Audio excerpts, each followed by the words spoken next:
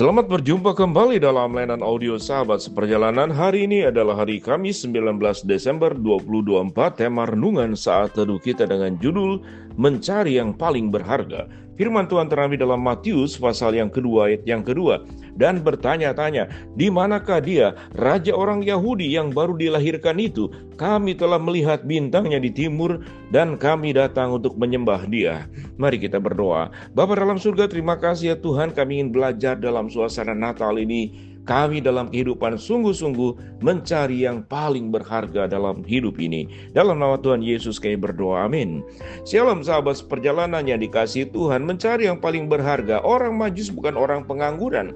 Orang Majus bukan orang-orang yang biasa. Orang Majus bukan orang yang banyak waktu kemudian mencari hal-hal baru di dalam rangka mengisi waktunya. Karena orang-orang Majus ini adalah orang-orang terpelajar.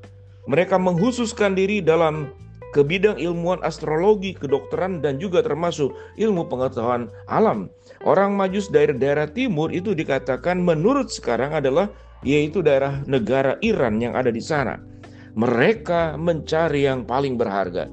Ada banyak orang-orang yang sudah berhasil dalam hidup mendapatkan segala sesuatunya, namun sesungguhnya mereka belum mendapatkan yang paling berharga. Ada banyak kasus kita melihat bagaimana orang-orang kaya di akhir hidupnya tetap mengalami kesepian.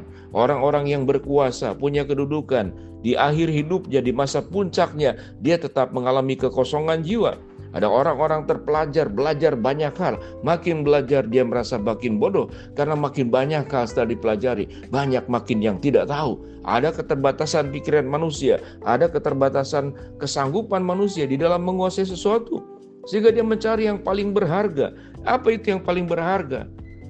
Tentunya kita melihat orang Majus itu dipimpin oleh Allah untuk melihat siapa itu sang juru selamat yang sesungguhnya, dengan bidang yang dikuasainya itu astrologi, dan dia memahami bintang dari timur. Proses bagaimana bintang itu membimbing dan segala macam tentu akan sulit diuraikan secara detail pada bagian ini.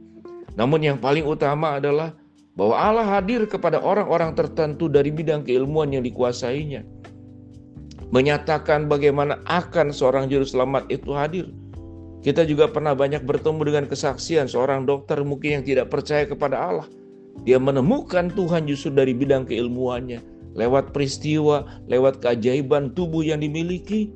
Tetapi ada juga orang yang kemudian berbalik, yang memang kemudian belajar banyak hal, tahu banyak hal, malah dia menjauh dari Tuhan atau tidak percaya kepada Allah. Tetapi berbeda dengan orang Majus ini. Orang Majus ini mencari yang paling berharga. Oleh sebab itu dalam ayat pertama, sesudah Yesus dilahirkan di Bethlehem di tanah Yudea pada zaman Raja Herodes, datanglah orang-orang Majus dari timur ke Yerusalem dan bertanya-tanya, di manakah dia, orang Yahudi yang baru dilahirkan itu? Kami telah melihat bintangnya di timur dan kami datang untuk menyembah dia. Ketika Raja Herodes mendengar hal itu, terkejutlah ia beserta seluruh Yerusalem. Maka dikumpulkannya semua imam, kepala, dan ahli Taurat, bangsa Yahudi. Lalu dimintanya keterangan dari mereka di mana Mesias akan dilahirkan. Mereka berkata kepadanya, di Bethlehem di tanah Yudea, karena demikianlah ada tertulis dalam kitab Nabi. Dan engkau Bethlehem tanah Yehuda, engkau sekali-kali bukanlah yang terkecil di antara mereka yang memerintah Yehuda. Karena daripada mula akan bangkit seorang pemimpin yang akan menggembalakan umatku Israel. Lalu dengan diam-diam Herodes memanggil orang-orang Majus itu dan dengan teliti bertanya kepada mereka, bila manakah bintang itu nampak?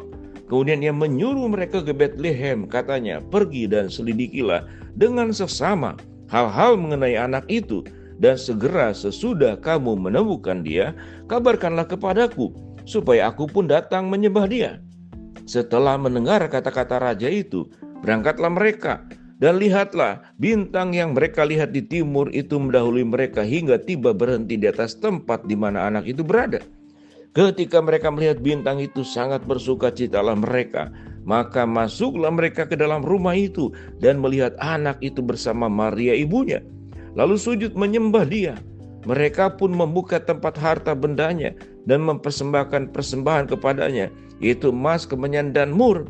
Dan karena diperingatkan dalam mimpi supaya jangan kembali kepada Herodes, maka pulanglah mereka ke negerinya melalui jalan lain. Dari ayat pertama sampai ayat ke-12, Orang Majus ini mencari yang paling berharga. Yang menarik, orang Majus ini beriman dalam perjalanan sebelum bertemu dengan Yesus, bahwa dia akan bertemu. Mengapa tanda-tandanya? Karena dia membawa emas, kemenyan, dan mur. Artinya sebelum dia mendapatkan dan menemui Yesus, dia sudah beriman. Dia pasti akan bertemu dengan Sang Mesias Juru Selamat. Sehingga pada waktu bertemu, orang Majus ini tidak pulang dulu, lalu kemudian mengambil emas, kemenyan, dan mur, lalu datang yang kedua kali, lalu menyerahkan emas, kemenyan, dan mur. Tidak, sudah dibawa semenjak awal. Lalu firman Tuhan berkata apa? Sangat bersukacitalah mereka. Maka masuklah mereka ke rumah itu dan melihat anak itu bersama Maria ibunya, sujud menyembah dia. Mereka pun membuka tempat harta bendanya, mempersembahkan persembahan kepadanya, yaitu emas, kemenyan, dan mur.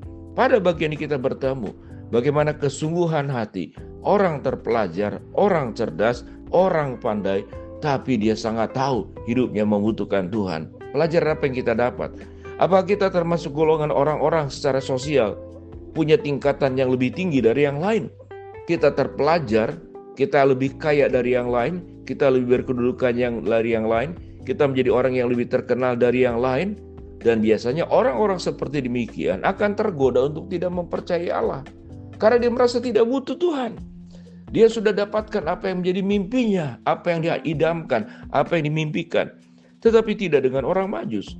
Orang Majus tahu mencari yang paling berharga, bahwa pencapaian-pencapaian yang di dalam dunia ini tidak ada harganya, karena semua akan kembali kepada Sang Pencipta.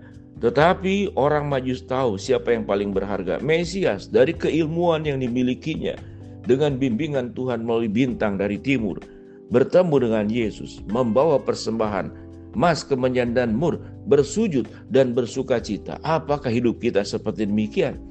Apa yang sudah kita bawa kepada Tuhan? Masalah, permohonan doa, atau sebuah kehidupan yang dipersembahkan kepada Allah? Sebuah kehidupan yang diubahkan oleh Allah dan memberkati banyak orang. Apakah sukacita kita karena dunia ini? Atau seperti orang Majus, dia sangat bersukacita karena melihat bagaimana anak itu sudah ditemui, dan kemudian dia menyembah dia, membuka harta bendanya, mempersembahkan persembahan kepadanya, yaitu emas, kemenyan, dan mur.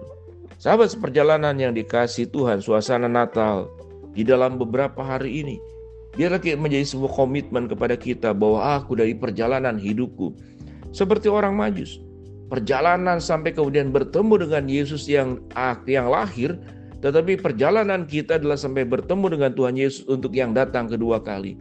Emas apa yang kita bawa? Kemenyan apa yang kita bawa? Mur apa yang kita bawa? Apa yang kita persembahkan kepada Allah? Apakah hidup kita penuh dengan sorak-sorai karena di dalam Tuhan? Apakah hidup kita itu sujud menyembah Dia? Atau kemudian hidup kita berkanjang di dalam dosa?